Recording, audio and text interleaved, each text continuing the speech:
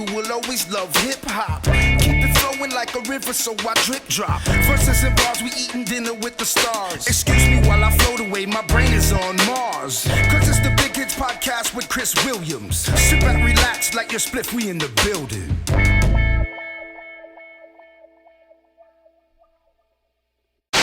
Yo, this is Chris Williams, and welcome back to another episode of the Big Kidz podcast. Today I'm going to have my boy Scans on. I told you guys last week I was going to have Matt Scanlon on this week. We're going to, shoot the shit like I do with all my guests, and we're going to talk a little NFL draft since that is coming out Thursday.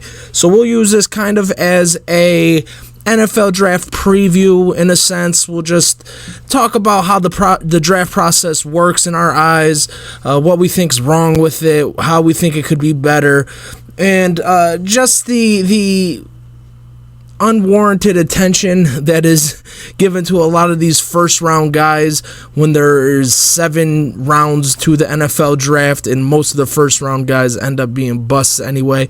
But we're gonna have a good time. We're going to chop it up. We'll shoot some ideas back and forth, point out some things, and, just have a good time, guys. I hope you enjoy. I'm good, brother. How you been, man?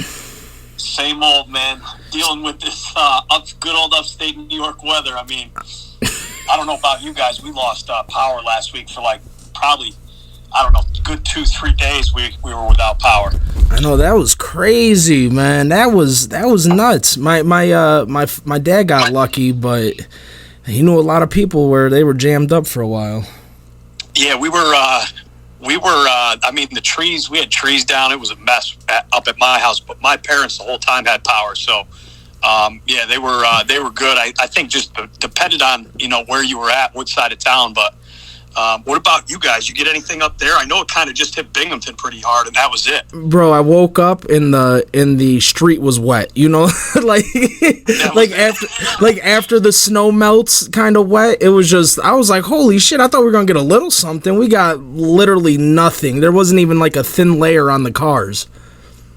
Yeah, y'all must have just had it been just north of it. Yeah. And even just south of us, we must have just been in the center of it. But yeah, that shit was crazy. And I was talking to my dad because we have power outages 3-4 times a year, whenever the hell it may be. But we have them here, and they're usually only 3-4 hours at a time. And I was talking shit, and I felt bad after. I'm like, damn. I'm like, yo, they ain't have power for 2-3 days, man. I don't know, man. Because 3-4 hours, sometimes I'm like, fuck it, I'll make a little event out of it. I make sure my iPad's charged. I make sure this and that's everything's all together, and I'm always ready for a little power outage. So I'm like, if you guys get a power outage, you'll be all right. You'll be all right, man. I get them all the time, so I'm just popping shit, and I'm like, man. No, that's for real though, because I was like, it'll be a day or two, and then they're like, no, you're not getting it back till Thursday night. Went out I think Tuesday morning, and they were like, no, not till Thursday night at 10. And I was like, man. And I tell everybody once in a while, yo, I'm sick of the work, sick of the grind, sick of all this, waiting for retirement, want to go live like the Amish. Dude, a day and a half without power, hell no. I don't want to live like the Amish, none of that. I wanted my sports center. I wanted my computer to look up the draft and all that, but yeah, it was wild. Yo, and it wasn't even it was warm either. It was still 40, 50 degrees. That's not nice weather. Yeah, bro, I woke up that Tuesday morning at 5 o'clock. Actually, what woke me up was the transformer by my house was blowing up. It looked like 4th of July. Looked like old BMET's fireworks. Holy shit. Show. And, I checked my house, and it was 51 degrees. I was like, damn, bro, it's cold. And I just got back from visiting my sister in Florida, too. Oh. And double whammy. They keep their AC on 75. I think my heat has never even touched 75 here. You know what I mean? That's their AC down there. But yeah, I was cold, man. I was bundled up. I had the good news is, my parents still on the east side. I didn't have to go far for power. Yeah. I was working there for a couple days, so we were all good. Yeah, that's good, man. That's good because I know some people were probably hurt. Oh man, that's that. And imagine like we're used to that. When that shit happened down in Texas, it's like, imagine. Yeah, they probably didn't know what to do. Yeah, we were ready. I mean, we weren't ready for. I had a generator running, so like my fridge and my freezer were all good. That's all I cared about. But it was cold, bro.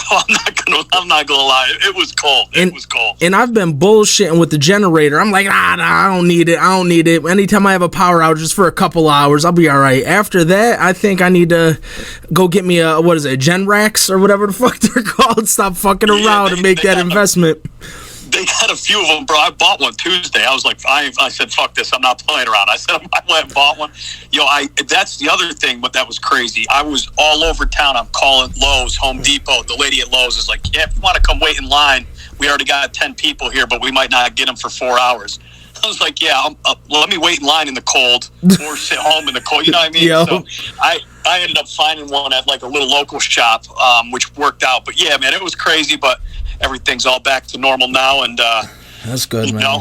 We're supposed to. I mean, we're supposed to get a little snow tomorrow. They're calling for it too now. I just can't wait till this weather breaks. I know, what the hell.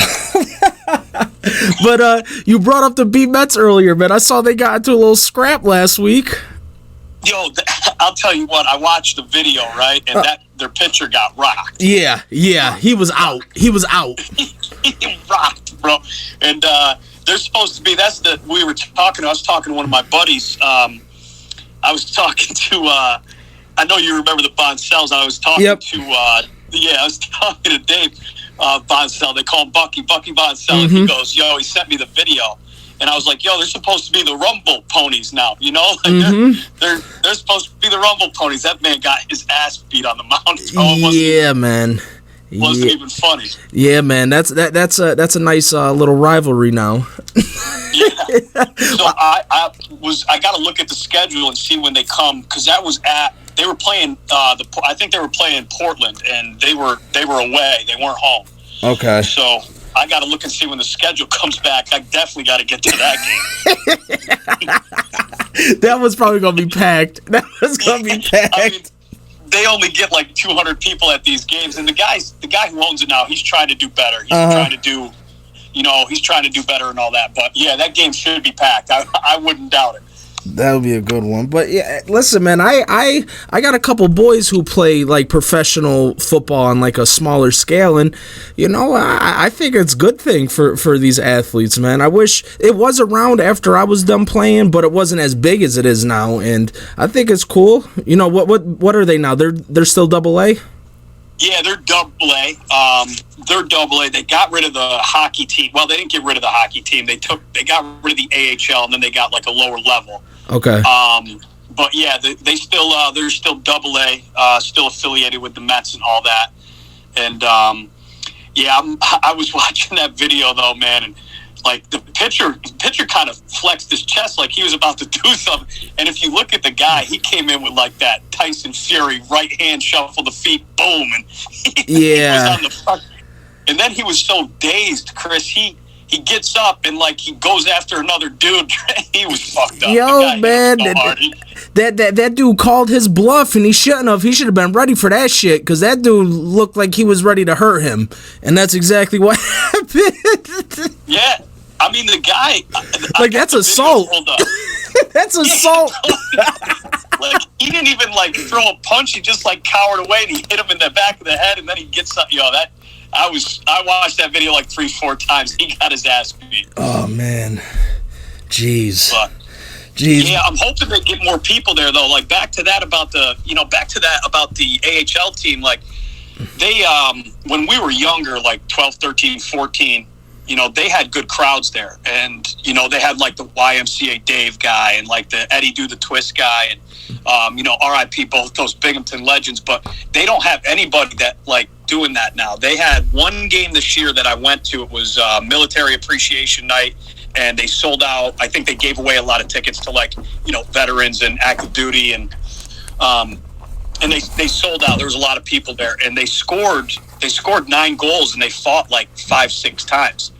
And the place was just, it felt like old-time Binghamton hockey, you know? So, but after that, they really just couldn't pull fans in, and they just lost in the playoffs. But I don't know what's going to happen with the sports here. I hate to say it, but I think it's going to go away sooner than later, you know? Damn. And it's unfortunate because, you know, we're lucky to have it, but I mean, nobody goes to the games, you know. I mean, nobody goes. and like, you know, people aren't gonna go and they're just giving away tickets, and people are still fucking like, nah.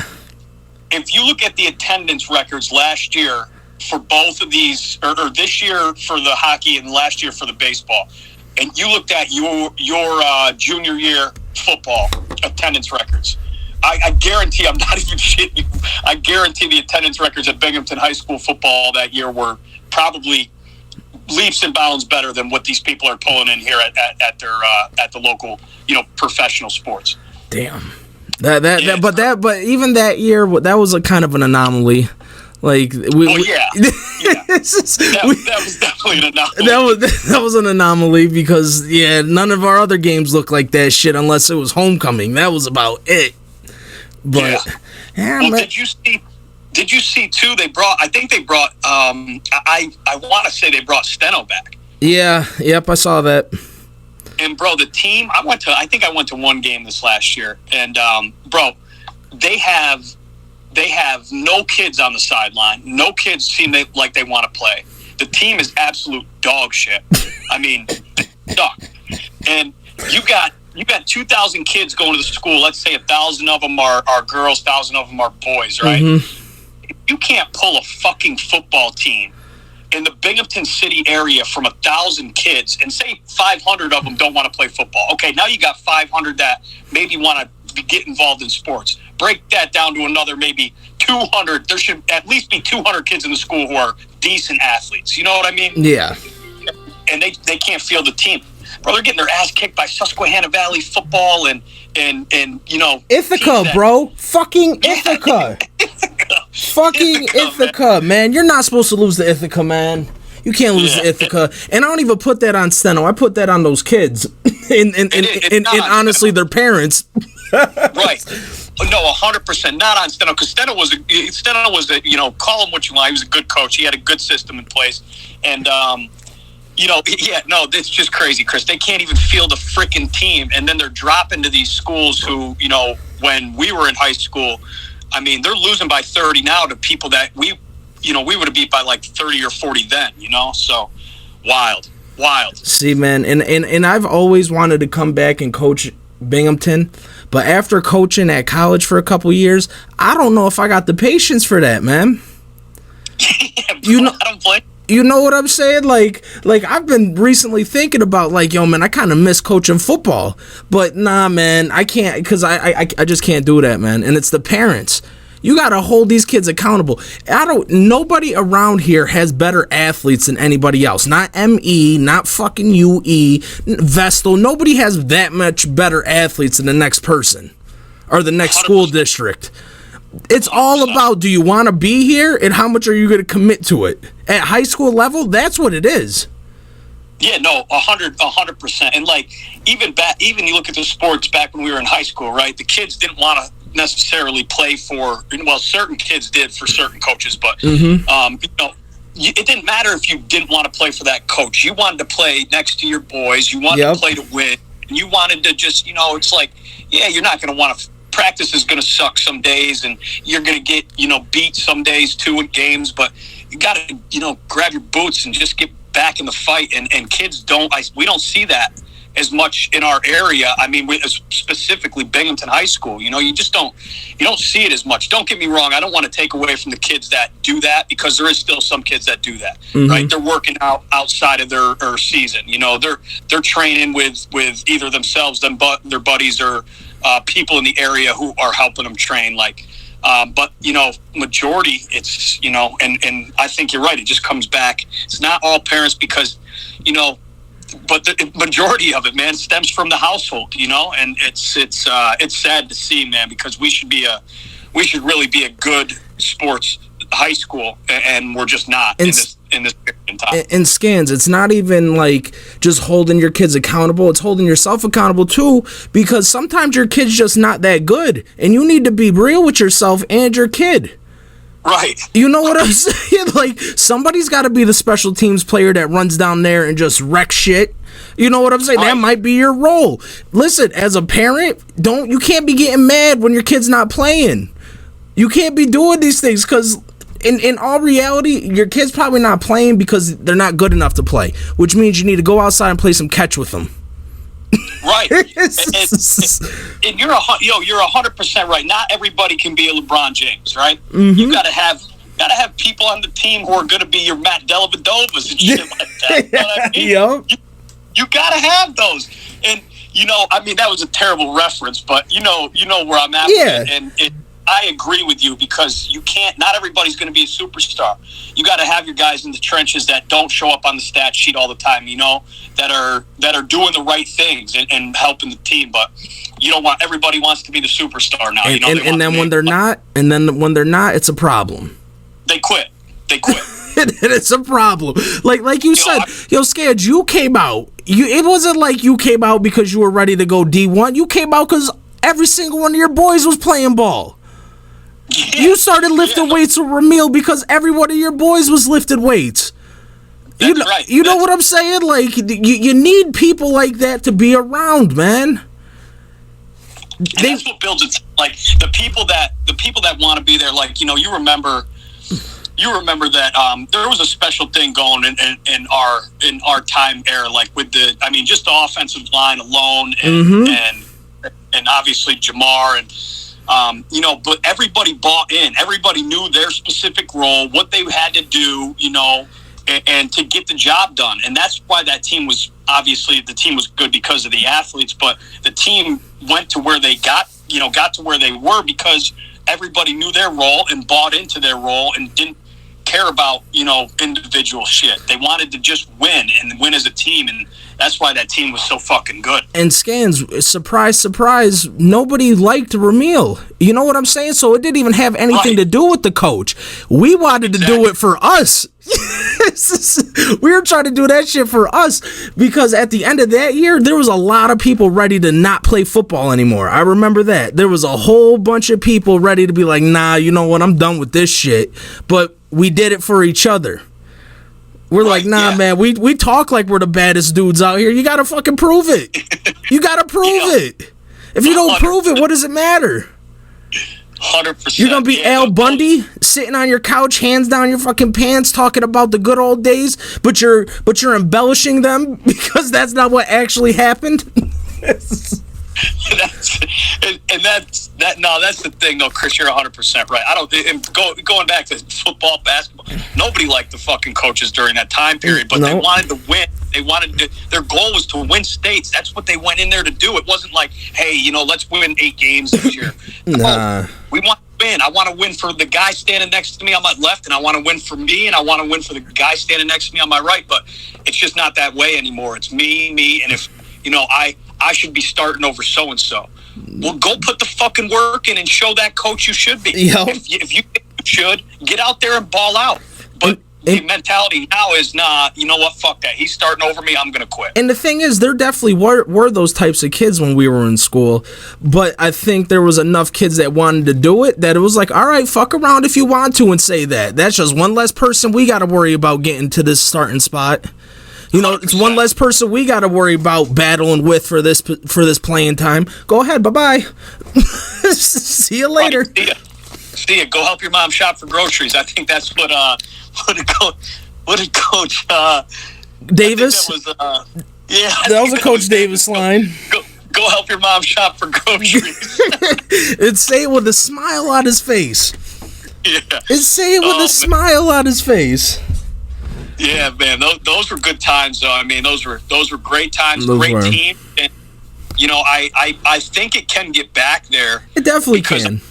I'm seeing the kids now, especially I see like parents. It's crazy to even think we got kids that we went to high school with a little bit older than us. Their kids are starting to come up now, and what's going to happen is it's going to skip this it's going to skip these next couple years. But once those kids like start coming up, the ones that were on these teams and played like that, I think it's going to get back there because of obviously who their parents are. You know what I mean? So I'm excited to see it. I think Binghamton needs a little bit of help with the youth programs. There's a dude locally named Paul White.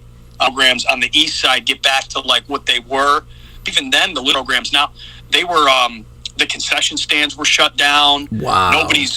Nobody's even going to the games. Concession stands were being used as storage, and like it's not, So I think it's going to get back. I think it's going to take some time, and guys like this who are going to, invest in the community and want to see it get back for their kids. But I think it'll be back. It's just going to take some time and the right people to do it. Yeah, we definitely got to get through these next 10 years because it's probably going to take about that amount of time.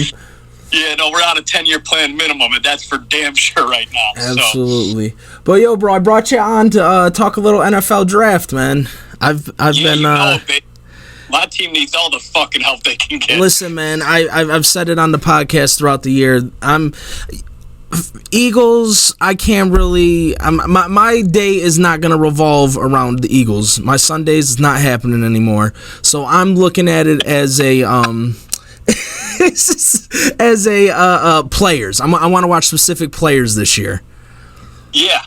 No, I mean, listen, I live and die by my fucking team, my good old New York Giants, New York Football Giants. Every year, opening day, I have my Jones or Saquon jersey on, and I'm out there watching the game on the back deck at my buddy's house and saying, "Yep, this is the year." And then we get the fuck out. And I don't know why. To myself, every year I get like, "Yeah, nah, this is it. We got the team this year. We suck." Now we got 2 top 10 draft picks. I mean, we have to. We got the new coach. We got the new GM. We got to do something with these 2 top 10 picks to really make an impact. But you know them and how they're going to do it. They'll probably pick somebody that I couldn't even foresee and waste a pick again. See, but my thing with that is all these people that they keep bringing up on ESPN, NFL Network. They keep talking about the same fucking people over and over and over. Those people are probably going to suck. Chances are those people are going to suck, or 1 or 2 of them might be good. The rest of them are going to be busts. So I don't give a damn if I know who you are, what you did. You could have played D3 for all I care. Are you the right guy? Are you the right guy? 100%. I mean, you got to look too. I mean, wasn't there's a lot. I mean, there's a lot of sleepers over history, but they were talking about it. I think the other day there was one that was, I can't remember who it was right now, but he was a wide receiver. He was drafted late rounds, and now he's one of the best in the game. I'm drawing a blank, and he just got traded. Tyreek Hill. Yeah, Hill was a later draft pick, wasn't he? Yeah, but he was a later draft pick because he beat up his pregnant girlfriend. That's why he was a later draft pick. To the back burner. But yeah, he higher, obviously. But no, you're right. They need to find somebody who, they're going to pick people and they're going to be busts. There's busts every year, but I think the Giants. I got a couple guys on the radar. I like this Kwanu, this Kwanu guy from NC State, but I think the Jets might pick him up in the 3rd pick before he gets to us. I don't know if he'll fall down to us, but they got to go with an offensive line, or they got to go with an end. We need an end rusher, and they're probably going to pick a fucking this. They keep talking about this Hamilton dude out of Notre Dame, the safety. I would be pissed if they pick him up. Honestly, bro, he's my top player, I think. Yeah, I mean, he's good. Don't get me wrong. I don't know if we need him specifically. If we get him, okay, it is what it is. But I need to see something on the defensive line or on the, just something that's going to help the fucking team. Follow me here, Scans, because this is my approach on drafting has changed over the years, and I think NFL teams honestly need to approach the draft like NBA teams do. NBA teams don't say, "Oh shit, I already got a point guard, I'm not going to draft the point guard." You know what I'm saying? Like, if that dude's legit and he's in that spot, the NBA team is going to draft him and figure it out from there. I think outside of a quarterback, all positions are interchangeable most of the time. If you play safety, that big motherfucker can move to linebacker in a heartbeat. You know what I'm saying? If you're playing defensive tackle, you could bump out to D-end in a heartbeat. If you're playing offensive tackle, you could switch either spots or move the guard real easy. You know what I'm saying? No. So I think you take tone setters. The Giants, because for whatever reason, I've been more interested in what the Giants are going to do than the Eagles this year. But if the Giants need a tone setter, if you could get a dude, no matter what level of the defense is going to set the tone, it's going to be better for the team, period. I absolutely agree. I mean, and the thing is, the NFL, the GMs, coaches, and everybody who's involved, the owners making the decision, they don't look at it like that, like you said. And they do need to, especially when you've been dog shit for the past 5 years. Take the best dude. You need to look outside of it and figure something else out, you know? And that's why I'm looking at, you look at you got the mocks and all that. You're looking at everything. I mean, you got a lot of guys coming from the O-line, D-line that they're projecting. And, they're saying, I mean, I don't know if Carolina's going to take a quarterback, but I think they should, They absolutely fucking need one. And the position just year after year, they just can't fit. They can't find the right fit. I don't know. I don't know. I don't know if it's this Kenny Pickett dude, or I don't know if it's, I don't know if it's the other guy there who, what's the other guy's name? He's out of Ryder. I know there's Desmond Ryder out of Cincinnati.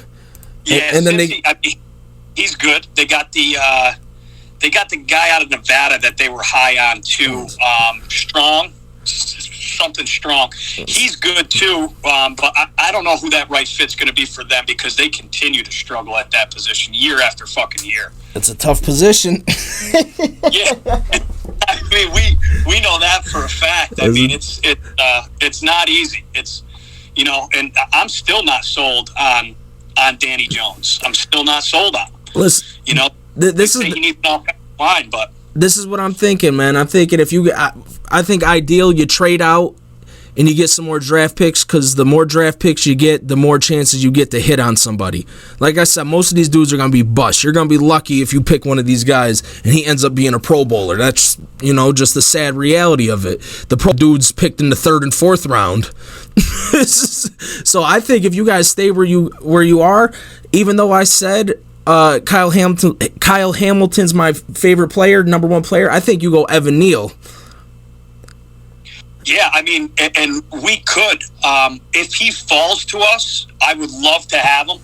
I think he's going to get scooped up before we get to that 4th. He will too. I think he might be the first pick, honestly. He could go number 1. This is the one draft where I'm looking at I don't have a set. I don't have my mind set for sure on who's going number 1. Mm-hmm. But if I had to guess, he's going to go. I would say Jacksonville should pick him up. Jacksonville needs help there too. Anywhere. Yeah. Best player. Yeah. Who's the best player? We're drafting. End of story. Shout out to my boy Tino right now. Jacksonville needs anywhere. What do you got? I don't care. We got Cam Robinson's our left tackle. I don't care. We'll figure it out. Draft the offensive tackle. Stop fucking around. Yeah, no, you're not kidding, man. I'd like to see Lawrence do good. I think he's showing decent signs. I mean, he's obviously, he's going to come into his own here, and we're really going to see what he's about once he gets some help. But that organization, it's a dumpster fire of an organization right now. They've been the worst organization for the past, since we were in high school. Last time they were good, I remember we were watching them, Joey Zukoski's house, R.I.P. At his house, watching them play the Steelers in the playoffs. That was the last time they were good, man. Yeah, that fucking long. David Garrard, quarterback. Holy shit! Yeah, no, that's they're a dumpster fire. I think you could probably go get a ticket on the 50-yard line for probably $25, and they give you a free bag of popcorn too. they're almost on Mets level shit, or what? Rumble ponies. Yeah, shit, man. They might even be more expensive to take your family to a Rumble Ponies game than it is to fucking Jackson. Yeah, they gonna keep messing around to be over in London or Canada or some shit here soon. Yeah, you're not kidding. So I don't think I'd like to see Evan Neal fall fourth, but I don't think he's going to. If they don't take him, the Jets will most likely take him. But then, I don't see who else they would take as far as Jacksonville. I mean, you know what I mean? They got. They're saying Aiden Hutchinson out of Michigan. They're saying him. The Hutchinson kid is really, really, really good. I was watching his highlight tape probably, I don't know, Saturday or something like that. He's good. I mean, they were saying he could definitely be, he could be like, a double-digit sack guy every year, Yep. So. And then I guess the new hotness for today is that Trayvon Walker out of Georgia, the dude that's like 6'5", 270 and ran a 4.5. I got him starred right here. I'm looking at that because when they leaked some footage of a couple guys in the up in the press box when he was running, and they were like, bump him up. So I think looking at it realistically, because we got the fifth pick and we got the seventh pick. We could take him if the Jets end up taking a couple of the guys that we're looking at, he might go to the seventh pick, the Walker guy out of Georgia. But he's just a monster, and he seems to be pretty quick too for how big he is. Based on what I was watching. Yeah, he's not just straight line. Yeah, he can bend the corner. Yeah, he seems to be pretty quick. So, what pick are you guys? I know you said you're not really too much concerned this year, but what do you guys got? They just traded. I want to say they are. 1 second. I got everything else in the world fucking up on the screen besides these assholes. I got Ezekiel Elliott's contract up here. Fucking a whole bunch of shit up here. Oh man, where are they picking? Jesus. All right. They traded Miami. They traded with the Saints and for a first round pick next year. So we got 2 this year and 2 next year.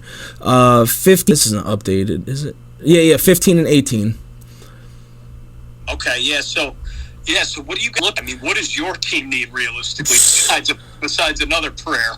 You need, honestly, I'm gonna keep it real. I did not watch every single Eagles game this year for the first time in 20 years. I saw probably 7 or 8 games, including the ass whipping we took to Tom Brady in the playoffs. You just fed up with them. I'm just. There's other teams I could be watching. There's other players I could be watching than these motherfuckers. I'm giving them my time. I give them my love and passion, and they don't care about that. So why should I care about it? Like what do I look like, man? I don't got time to be upset about what the Eagles are doing. So I'll take a special interest. I'll follow you guys. But Sunday, if I feel like going to the movies, I'm going to the movies. Sunday, if I feel like watching the Giants, I'll watch the Giants. If I feel like watching the Vikings, I'll watch the Vikings. I'll do what I want on Sunday. You guys are not dictating my Sunday anymore. That's just how I feel. See, maybe I got to take that approach because I'll be. Thank God the Giants have a lot of 1 o'clock games because then I can sit down between 4 and 7 before when they lose. When I'm watching them on Monday or Sunday night and it's 11:30 and they're losing, Brooke's laying next to me. She goes, "What the hell you get so mad about?" I go, "You don't understand." I'm living these. Then she looks at their rate. She looks at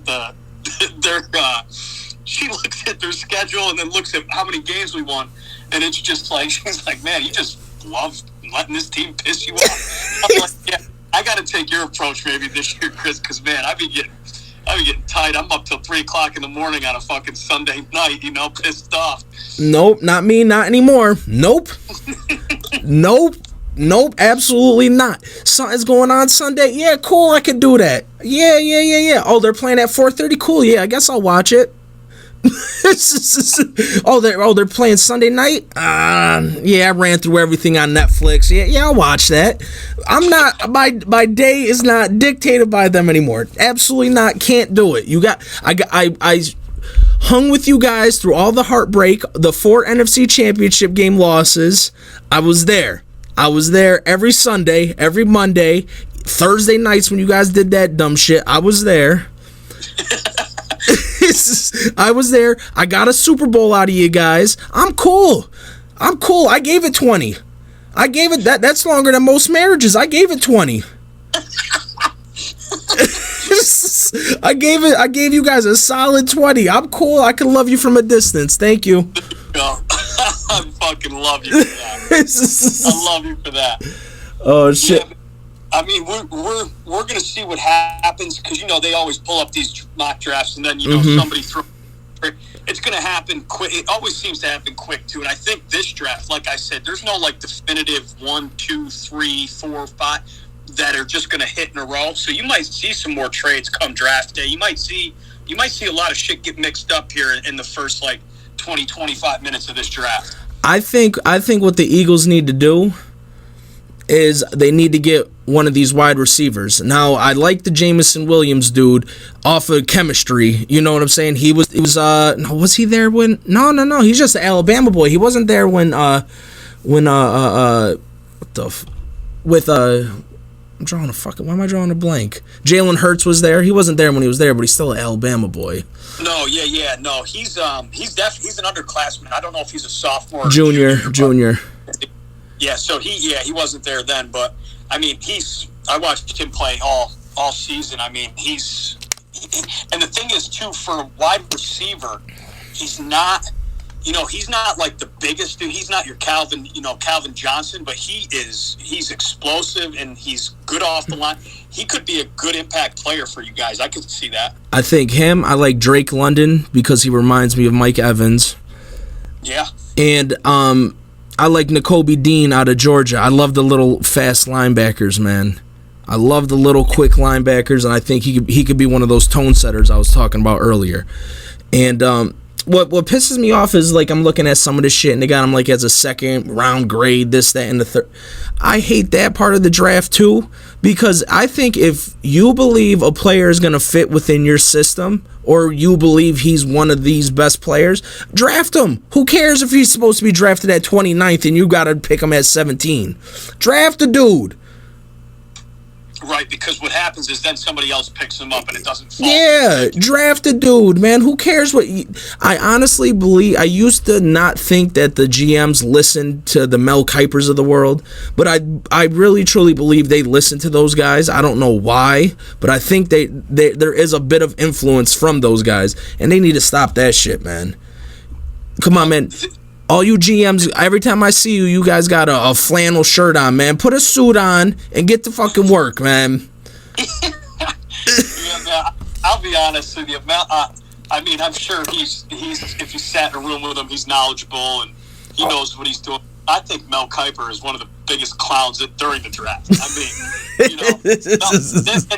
there's certain things during certain sports that they just ride these guys. They're just on their nuts so heavy. It's like, you're talking about Jay Billis during the NCAA tournament, Mel Kiper during the draft, and Mel Kiper's big board. It's these guys, they're around the game, but there's fans out there that watch the game just as much and know a little bit more, in my opinion. So I never listen to. If I see Mel Kiper's draft board, I throw that shit in the garbage. You know what I mean? I never listen to that. That shit's not. I mean, but I don't know. We'll see what happens. Like I said, I think you're going to see a big mix up here in the first 25, 30 minutes of this draft where there's some trades and people bumping up and players going where maybe you didn't think they were going to go. And that's how it usually goes, Yeah.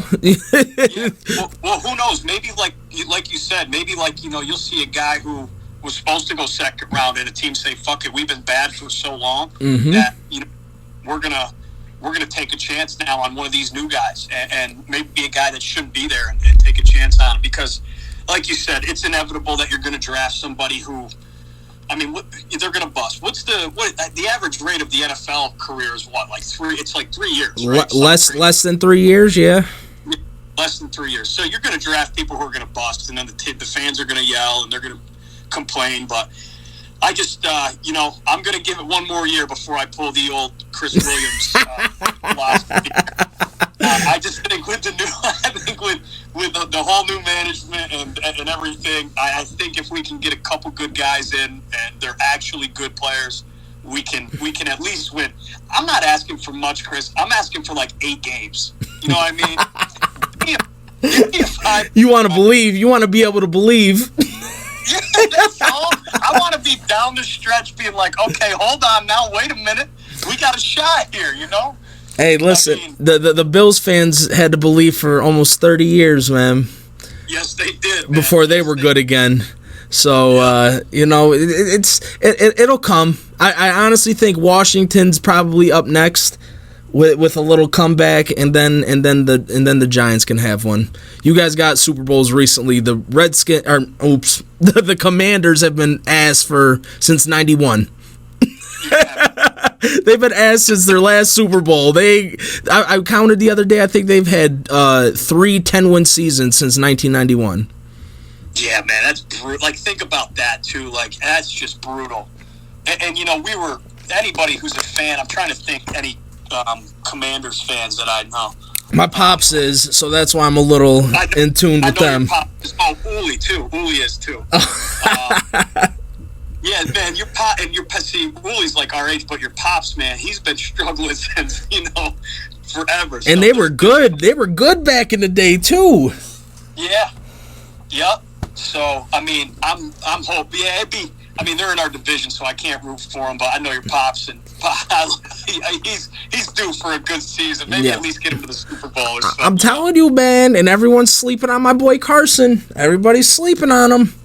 Listen, if he goes there and does what he does on an average year, which is 27-7, that'll be the best quarterback the Commanders have had in 30 years.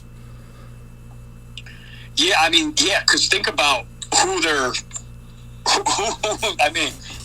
their past ones that have just been terrible. I mean, the one I can think of draft-wise was obviously RG3, RG3, Jason Campbell, Patrick Ramsey. Yeah, they haven't done too well in the first round, man. No, they haven't. And if you think about it, too, like that division, the division's not the best. We're not going to beat around the bush and say the Giants got to win 14 games to win the division. I think you win 10, 11 games. You're winning that. You know what I mean? Mm-hmm. So we'll see what happens this year. But like I said, I got one more year before I pull the Chris Williams mentality on my team, and then I'm going to do what you do. I'm going to go golfing on Sunday. Yo, why not? So we'll see. So, but all right, man. Is there any sleepers before we wrap this up? Is there any sleeper guys in this year's draft you've been keeping an eye on or interested in?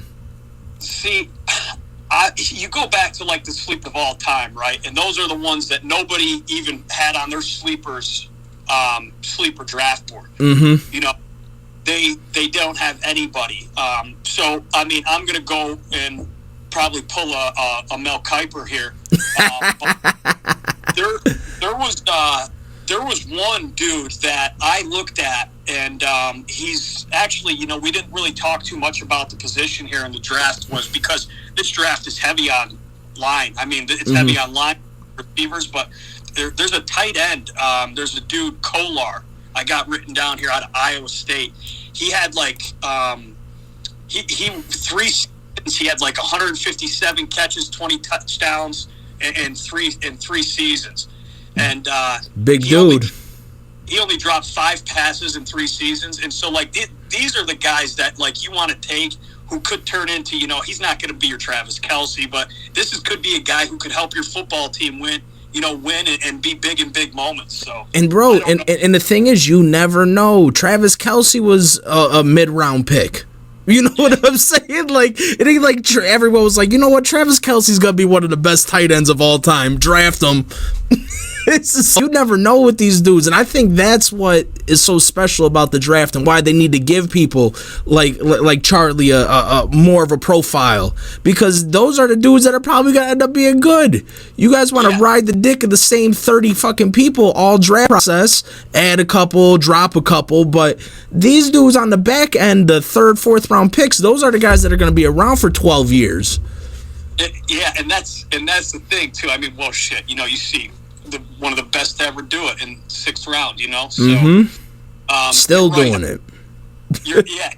and still fucking doing it. It's insane. What a career. But yeah, man, I don't know. I think it's curious to see what's going to happen.